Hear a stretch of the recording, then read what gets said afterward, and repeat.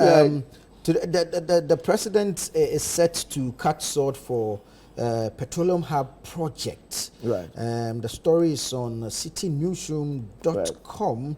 The Office of the Presidency has rejected a petition filed by the Coalition of Concerned Nzema people challenging the acquisition of 20,000 acres of land by the Petroleum Hub Development Corporation, insisting that the scheduled sword-cutting ceremony will proceed as planned.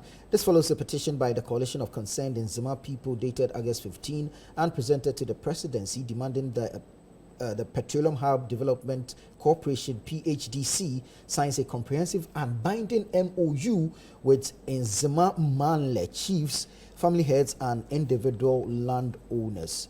So the update on this story is that the Coalition of Concerned Nzema people have threatened legal action against the government if indeed it goes ahead with this project. The presidency has said that the sword-cutting ceremony will proceed as planned.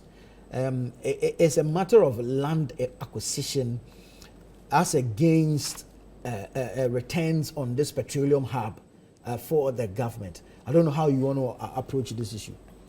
The concerns of the chiefs and people of that land registered. They've complained.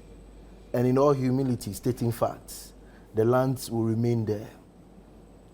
Everything that will be done over there can still go ahead. But that's the beauty of democracy and legality. Their concerns have reached the table of the government. I'm sure the president has weighed the options, stopping and moving forward.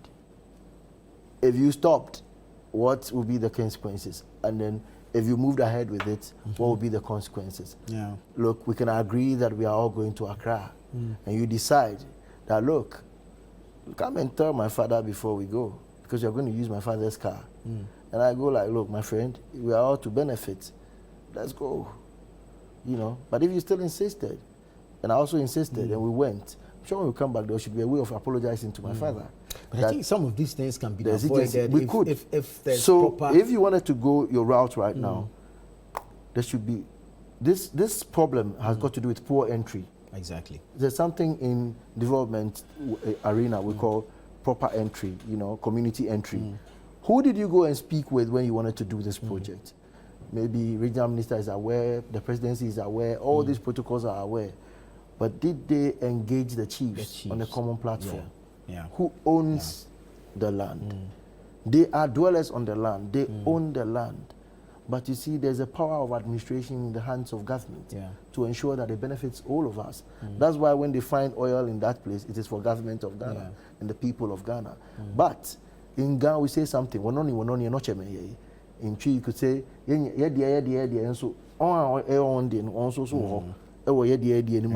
so, oh, this is our land. This is our land. Families are family house. But when you go to the family house, there are people you need to speak to. So I'm sure, yes, the legal action they could also do is to petition the president again. They can also, if they cannot manage what information and the office government will be making to them for discussion exceeds their limits, they may proceed to court. And the courts will handle the matter for them.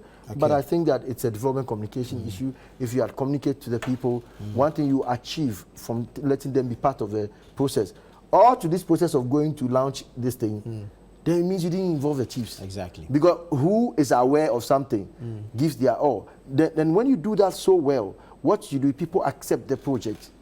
They actually think of their roles, what it benefits it comes to them. Perhaps there may have been some engagements, but not satisfactory. You know, in our part of the world, when they say participation and engagement, in Ghana, they can come and give you information and say there was a stakeholder engagement. So you go and sit in the meeting, they tell you what they are planning to do, and it's stakeholder engagement. Without your input. You know, and you can also even say your inputs. They will take it and just put only one of your inputs in there, where you agree that the project should be called Amansima Mines. But all the things that you said, the Amansima Mines should be percent.